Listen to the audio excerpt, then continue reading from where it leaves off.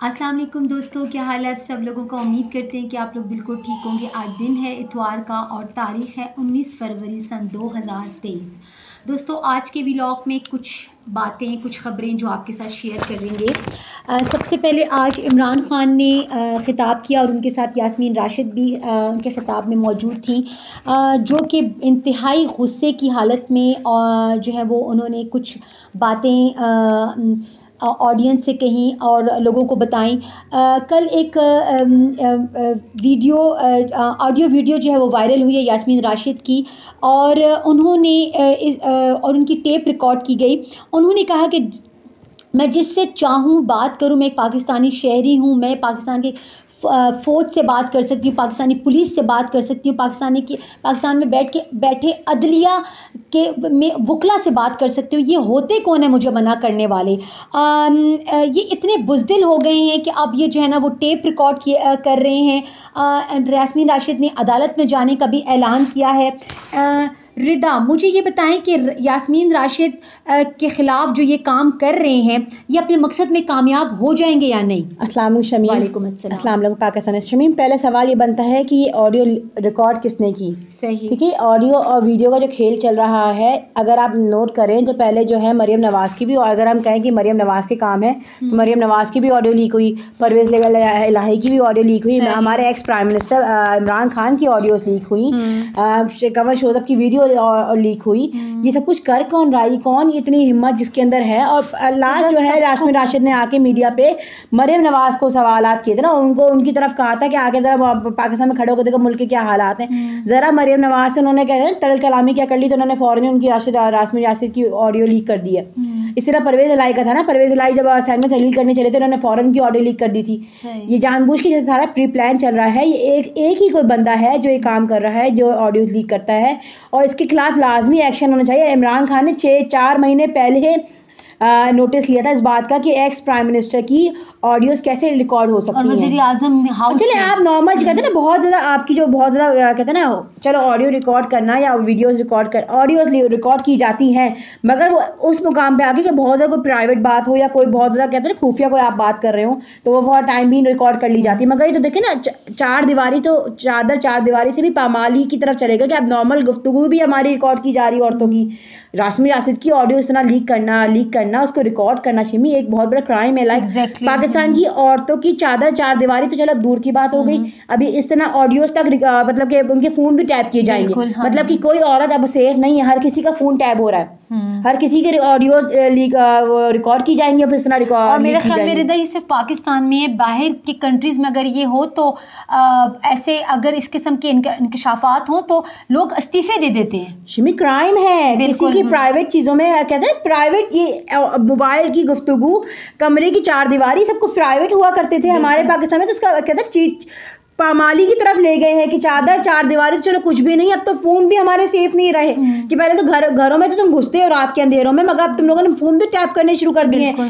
कमर शोज़ब के साथ जो हुआ वो बहुत बड़ा मामला था एक, मगर देखो उस पर किसी ने कोई एक्शन नहीं लिया कि हमारी औरतें क्या, लड़कियां क्या, बच्चे क्या, हमारे एक्स प्राइम मिनिस्टर क्या। अब पाकिस्तान में कोई पर्दा, कोई कुछ रहा ही नहीं, कानून तो वैसे ही नहीं, और हमारी अदलिया देंगे खामोशी से बैठी है, कोई इस पर एक्शन लेने वाला नहीं, क्योंकि हमें पता है ना ये सब कुछ कौन करा रहा है। शिमी उसके बाद ऑडियोज़ पड़ी हैं, कौन इसके मज़े ले रहा है। बाकायदा आदम सवाती को जब उठाया गया तो उनकी वीडियो बनाई गई ना, शहबाज गिल को उठाया गया, उनको बहराना किया गया, वो पूरा कहते हैं प्रोसीजर रिकॉर्ड किया गया है। जो अरशद शरीफ को लाके दिखाया गया था कि हम तुम्हारे साथ भी ये करेंगे, तो मतलब किसी की वीडियो थी ना वो, जो शहबाज गिल के साथ हुआ है वो पूरा रिकॉर्ड किया गया है। उनके बाद वो रिकॉर्डिंग पड़ी हुई है जो आदम सवाती के साथ किया गया, उसकी भी रिकॉर्डिंग तो पड़ी हुई है कि अब उसको इनको इस तरह ब्लैकमेल करेंगे हम। ये सब कुछ रिकॉर्ड हो रहा है और ये हर चीज़ रिकॉर्ड कर रहे हैं। और ये हमारी अदलिया क्यों एक्शन नहीं लेती शिमी? बिल्कुल, तो उनको भी डर है कि अगर हमने कोई एक्शन ले लिया तो हमारी ऑडियो देखे ना, अभी ये उनकी जुबैरी समथिंग क्या नाम है उनका, उनकी भी तो अभी ऑडियो उन्होंने अरशद शरीफ की केस में ज़रा बरहमी क्या दिखा दी, उनकी फ़ौरन ऑडियो लीक हो गई है। बिल्कुल, तो पता नहीं कितनी तो वीडियोस पड़ी होंगी। जिस तरह आदम सवाती के साथ हुए कि वो लॉजिस में जाके वहाँ ठहरे थे तो वहाँ की वीडियो थी वो, तो वहाँ कैमरे लगाए किसने थे, और वहाँ आके कितने जजेस रुके होंगे आप सोचें, और कितनों की ऐसी वीडियोस बनी होंगी। ये तो अभी हमारे सामने आ रहा है, खेल बहुत पुराना खेला जा रहा है शिमी, तभी हमारे अदलिया फारिग डरिए हुए हैं लोग। लेकिन एक्सपोज इस दफ़ा पहली बार हुए ना रिदा, एक्सपोज तो शिमी हो ही गए ना, मगर अब इस पे एक्शन कौन लेगा? बिल्कुल। नोटिस इमरान खान ने 4 महीने पहले लिया था, जो जब इमरान खान की ऑडियो लीक हुई थी, तो बुशरा बीबी की भी ऑडियो लीक हो गई और उसको फिर अपनी मर्जी से तोड़ मरोड़ कर वो सामने लेकर आ जा रहा है। मैं तो कहती यास्मीन राशि को वजाहत की भी जरूरत नहीं थी, किसी ने इनसे वजाहत नहीं मांगी थी। हमें पता है कि कोई बात हुई होगी, और ये ऑडियो का इस वक्त लीक हो जाना, इसके पीछे मकासद क्या है कि इमरान खान के वोटर्स तोड़ना चाहते हैं या इमरान खान की पार्टी में कहते हैं ना मिसअंडरस्टैंडिंग पैदा करना चाहते हैं। तो अगर ये सोच रही यास्मीन राशिद के इनकी ऑडियो लीक हो जाने से इनको आके वजाहत देने की ज़रूरत थी, तो ये ज़रूरत नहीं थी। वो क्या था, किस लिए था, किसी ने इनसे नहीं पूछा। हम जानते हैं कि कोई ना कोई बात ऐसी थी जो बना दी गई है, और इसका मकसद क्या था हमें सब पता है। बिल्कुल सही। जी दोस्तों, कल का दिन बहुत अहम है। कल के दिन सदर अलवी जो हैं वो इलेक्शन की तारीख का ऐलान करेंगे, और इसके साथ साथ कल का दिन इमरान खान के लिए भी बहुत अहम है। उनके केस की हेयरिंग है कल। राना सनाउल्लाह कहते हैं कि सदर अलवी कौन होता है इलेक्शन की तारीख देने वाला, यानी एक मुल्क का वज़ीर दाखिला मुल्क के सदर को, जो एक सुप्रीम कमांडर हैं, उन्हें कह रहा है कि तुम होते कौन हो इलेक्शन की तारीख का ऐलान करने वाले। रिदा, इस तरह के मुताजाद बयानात देखकर क्या राना सनाउल्लाह अपनी हुकूमत की नुमाइंदगी कर रहे हैं? शिमी, राना सनाउल्लाह ने आके बयान दिया है कि सदर आरिफ अलवी की शक्ल की तरफ देखो तो ऐसा लगता है कि अभी खैरात मांगने लग जाएगा। और अपने वजीर आज़म मुल्क के सदर मुमलिकत को इस तरह कैसे कह सकते हैं? जरा सा इलेक्शन कमीशन को मुंशी कह दिया था, उन्होंने फवाद चौधरी को उठा लिया था। अब जब ये इस तरह सदर पाकिस्तान को ये कह रहे हैं कि उसकी शक्ल की तरफ देखो, ऐसा लगता है कि अभी खैरात मांगने लग जाएगा, तो इन पर कोई एक्शन नहीं लिया जाएगा। ये किस तरह से आके बयान दे सकते हैं? और फिर अगर जो है सदर मुमलिकत इलेक्शन की तारीख नहीं देंगे तो हमें बता दो फिर कौन देगा, क्योंकि इलेक्शन कमीशन तो फरार हो गया है, वो तारीख देने को तैयार नहीं है। बिल्कुल रिदा, कल सलीम साफ़ी से मरियम नवाज़ का इंटरव्यू हुआ, और उसमें सलीम साफ़ी मरियम नवाज़ से पूछ रहे थे कि आप लोग क्यों इलेक्शन से भाग रहे। तो मरियम नवाज़ साहिबा का ये अल्फाज थे कि हम वाहिद पार्टी हैं जो मैदान में अवाम के सामने है, और हम इलेक्शन में की तैयारी कर रहे हैं। कौन कह रहे थे? मरियम नवाज कह रही थी। कौन? अगर आप इलेक्शन की तैयारी कर रहे हैं तो अपने चचा से कहें ना कि इलेक्शन की तारीख हमें दे दें। ये 1 साल से हमें इलेक्शन कहते हैं ना, इलेक्शन की सूरत कराने को लोग तैयार नहीं। कौन से इलेक्शन कब होंगे? जब हमें तारीख मिलेगी तो तारीख दे दो। इलेक्शन कमीशन ने कहो कि हाँ भी कल दूध का दूध पानी का पानी शिमी हो ही जाएगा। अगर इलेक्शन कमीशन का इलेक्शन नहीं लेते तो सदर पाकिस्तान जो है वो इलेक्शन की तारीख दे देंगे। और तारीख दे देना भी कहते हैं एक मामूली सी बात है, इलेक्शन होंगे कि नहीं होंगे तो वक्त बताएगा, क्योंकि 90 दिन के अंदर लाजमी इलेक्शन हो जाने चाहिए। और अब से मेरे ख्याल 60 दिन रह गए हैं, 60 से 65 दिन रह गए हैं, उसके अंदर ही हमने इलेक्शन की तैयारी करनी है। और जहाँ तक शिमी इनकी उन्होंने बात की ना कि हमारे सदर मुमलिकत की तरफ देखो तो वो ऐसा लगता है खिरात मांगने लग जाएंगे। तो हमारे वज़ीर आज़म क्या कर रहे हैं, ज़रा हमें इसकी भी बात, उनकी शक्ल की तरफ देख के आपको कैसा महसूस होता है? बल्कि तो वो तो खुद कहते हैं कि मैं मांगने नहीं आया हूँ, लेकिन मेरी मजबूरी है। वो तो मांग ही रहे हैं ना, पूरे पाकिस्तानी अवाम को। पाकिस्तान के वज़ीर आज़म, पाकिस्तान के वज़ीर दाखिला, वज़ीर ख़जाना सब भिखारी बन चुके हैं। तो आप सदर पाकिस्तान के लिए इस तरह का बयान कैसे दे सकते हैं? मैं तो कहती हूँ इस पर भी एक्शन होना चाहिए। किस तरह सदर पाकिस्तान को इस तरह खड़े होकर मीडिया पर इस तरह बोल सकते हैं? ये इन्होंने उनकी तौहीन नहीं की है, तो अब इन पर भी तौहीन लगनी चाहिए। यही तो कह रही हूँ रिदा कि एक वज़ीर दाखिला होकर सदर मुमलिकत के बारे में इस तरह के अल्फाज इस्तेमाल। जरा इलेक्शन कमीशन को मुंशी कहते थे, उन पर फवाद चौधरी को उन्होंने उठा लिया था, तो इन पर भी एक्शन लाजमी होना चाहिए और अदलिया को इस पर एक्शन लेना चाहिए, और स्पेशली सदर आरिफ अलवी को इनको नोटिस भिजवाना चाहिए। अब बिल्कुल सही। जी दोस्तों, गरीब कब तक बोझ उठाएगा? मुल्क की मशीयत तबाह हो गई है। वज़ीर दिफा अब खुलम ये कह रहे हैं कि मुल्क जो है वो डिफ़ॉल्ट हो चुका है। मुल्क की तबाही का जो ज़िम्मेदार हैं वो ये इम्पोर्टेड हुकूमत इमरान खान को ठहरा रही है, जबकि इमरान खान के दौरे हुकूमत में मुल्क जो है वो तरक्की कर रहा था, और मुल्क की जो तरक्की की रफ्तार है वो कुछ पॉइंट्स हैं जो हम आपके साथ शेयर करेंगे। माशी तरक्की जो है वो 6% थी, ज़राअत में 4.4% तरक्की हो रही थी, सनती जो शरह नमू थी वो 7.2 यानी कि 7.2% थी। खिदमात शोबा यानी कि जो शोबे खिदमात थे, रफ़ाई जो काम हो रहे थे वो तकरीबन 6.2% हो रही थी। बड़ी सनतें मुल्क में जो काम कर रही थी वो 10.5% जो वो काम कर रही थी, जिसमें वो इंपोर्टेड एक्सपोर्ट के काम भी शामिल थे। बिजली की पैदावार जो है वो माशाल्लाह उस वक़्त पाकिस्तान में थी 7.9%। मवासलात या ट्रांसपोर्ट जो है, क्योंकि PIA ने बहुत अच्छा रिस्पॉन्स किया था, इसके अलावा रेलवे ने बहुत अच्छा रिस्पॉन्स किया था, इसमें 5.4% जो है वो तरक्की हुई थी। फ़ीकस आमदनी जो है वो एक फ़ीकस आमदनी पाकिस्तान में वो 2,46,400 14 रुपये थी।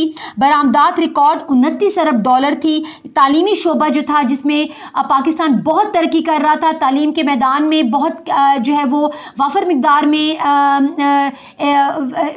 रूल्स और तरक्कियाँ हो रही थी, इसमें 8.7% जो है वो ग्रोथ हो रही थी। रिदा, इस तरह की तरक्की जो कि हम लोगों ने आवाम के साथ शेयर किए और अब जो इन्होंने मुल्क का हाल कर दिया है और ये सारा का सारा जिम्मेदार इमरान खान को कह रहे हैं, कहाँ तक की सच्चाई? शिमी, इमरान खान की हुकूमत में एक बात ये लोग भूल जाते हैं कि इमरान खान की हुकूमत 3.5 साल रही, जिसमें 2 साल हमारे पास कोरोना मौजूद था। बिल्कुल, मुल्क हमारा बंद हो चुका था, हमारा काम कारोबार सब कुछ बंद था।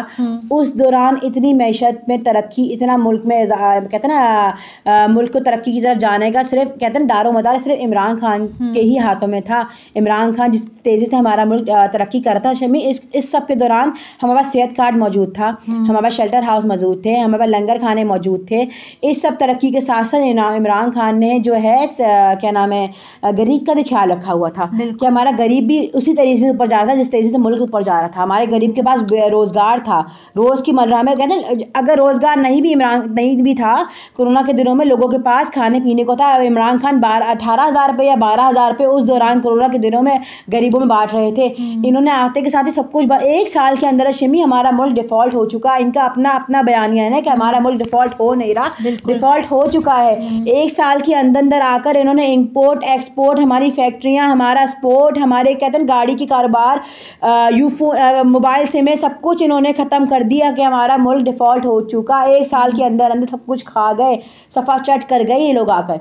इमरान खान की 4 साल की मेहनत इन्होंने ख़त्म कर दी। मैं कहती हूँ उस बंदे में इतना हौसला है शम्मी, हमारा कहते हैं ना हमारे घर में अगर डकैती पड़ जाए हम तो कहते हैं ना सालों हमें लग जाते हैं कि कहते हैं ना उस वक्त से बाहर आने में। इमरान खान की 4 साल की मेहनत इन्होंने डुबो दी और उस पूरी टीम की मेहनत। फिर भी देखिए इमरान खान में इतना हौसला है कि इमरान खान फिर से आने को तैयार है, फिर से मेहनत करने को तैयार है। अगर आप फ़र्ज़ करें ना कि अगर अपने ऊपर रखें कि हमारे घर में चोरी हो जाए या हमने बहुत मेहनत से एक कहते हैं ना मिट्टी का ढेरा बनाया हो और पानी आकर उसको भाग के चला जाए, हम कहेंगे छोड़ अब क्या बनाना, रहने दो, इतनी मेहनत की थी दोबारा हम नहीं कर रहे। और इमरान खान क्या हिम्मत देखें। बिल्कुल, वो भी रिदा हम अपने लिए करना। इमरान खान अपने लिए कुछ नहीं कर रहा, अवाम के लिए दोबारा। इमरान खान उनकी टीम में कहते हैं उनकी बहुत हिम्मत है कि अभी तक उन्होंने सरेंडर नहीं किया। शिमी एक आम बंदा हो गए जान छोड़ो, हम तो जाते हैं लानत भेजो उस मुल्क के ऊपर, इतनी मेहनत की क्या फ़ायदा हुआ, ज़बरदस्ती मुझे उतार दिया गया है। फिर ये आवाम भी मेरे साथ खड़े हो, कहते हैं ना 20% आवाम तो मेरे साथ खड़ी भी नहीं है। लानत भेजो आवाम के पास तो वैसी पावर नहीं है, सारी पावर तो एस्टैब्लिशमेंट के पास है। एस्टैब्लिशमेंट मेरा साथ देने को तैयार नहीं है। लानत भेजो, मैं तो चला मुल्क छो अपने सुकून से रहूँगा, मैं क्या ज़रूरत पड़ी मुझे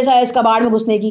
अगर आम बंदा हो तो इसी ना सोचे ना, मगर इमरान खान की हिम्मत देखें शिम्मी की। अभी भी सिर्फ पाकिस्तानी आवाम का सोच रहे हैं कि मैं फिर से आऊँगा, आप लोग परेशान ना, फिर से मुल्क खड़ा हो जाएगा। बेशक मुश्किल हालात हमें देखने पड़ेंगे, इमरान खान को मुश्किल फैसले लेने पड़ेंगे, मगर इमरान खान कहते हैं मुश्किल फैसले वो मुश्किल फैसले नहीं है जो ये मुश्किल फैसले कर रहे हैं। जिस तरह महंगाई ये लोग बढ़ा रहे हैं, उस चले महंगाई तो बढ़ेगी। इमरान खान आएंगे तो आपको क्या लगता है कि महंगाई नीचे आ जाएगी? ऐसा नहीं है, मगर उस महंगाई के बढ़ने के साथ साथ हमें फायदे भी मिलते हैं ना। इमरान खान के वक्त में महंगाई थी, बिल्कुल हम मानते हैं कि 150 रुपए पेट्रोल था। मुश्किल फैसले तो इन्होंने अपने केसेस खत्म करने के लिए किए। हमें साथ रिलीफ मिल रहा था, जो टैक्स हम दे रहे थे उससे हमें रिलीफ मिल रहा था। टैक्सेस बेशक हम इमरान खान के वक्त में दे रहे थे, 150 रुपए लीटर पेट्रोल जब भी हम भरवा रहे थे, मगर उससे हमें रिलीफ भी मिल रहा था कि अगर इमरान खान एक हाथ से ले रहे थे दूसरे हाथ से दे भी रहे थे ना। इन्होंने तो दोनों हाथों से हमसे लेना शुरू कर दिया। दे क्या रहे हो हमें, इसका जवाब दो ना हमें कि हमें मिल क्या रहा है। कुछ नहीं मिल रहा, हम डबल ट्रिपल टैक्सेस दे रहे हैं मगर हमें मिल कुछ नहीं रहा। बिजली हम महंगी अभी मिल रही है मगर हमें इसका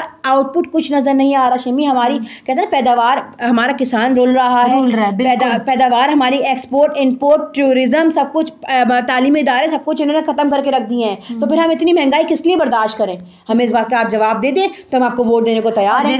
पेट्रोल के जो रेट्स हैं वो ये आसमानों तक ले जाने के लिए दोबारा से 1-2 हफ्तों के बाद दोबारा पेट्रोल के रेट बढ़ाएंगे। तो आप खुद सोचें कि पेट्रोल बढ़ने से कितनी चीज़ें और महंगी हो जाएंगी। कोई मुआहदा नहीं शिम्मी, कोई इनके पास इसका कहना आउटकम नहीं है कि अगर हमने पेट्रोल की कीमतें बढ़ाई हैं तो इसकी वजह ये थी और इसके बाद हमारे पास फ़ायदा ये होगा। इमरान खान जब कीमतें बढ़ाते थे हमें बताते थे कि मैं का मुआहदा करने जा रहा हूँ, पेट्रोल का मुआहदा कर रहे थे, सीपैक वो बना रहे थे, कहीं ना कहीं से डैम, पानी की कमी की वजह से, बिजली की महंगाई की वजह से डैम बना रहे थे कि पानी होगा तो हम बिजली की पैदावार अच्छी कर पाएंगे, बिजली सस्ती प्रोवाइड होगी। 10 आइडिया थे इस बंदे के पास। मैं कहती हूँ जिस तरह इमरान खान सोचते हैं इस मुल्क के बारे में और कोई नहीं सोच सकता शिम्मी। इंशाल्लाह कल मुलाकात होगी, तब तक के लिए इजाज़त दीजिए, अल्लाह हाफ़िज़।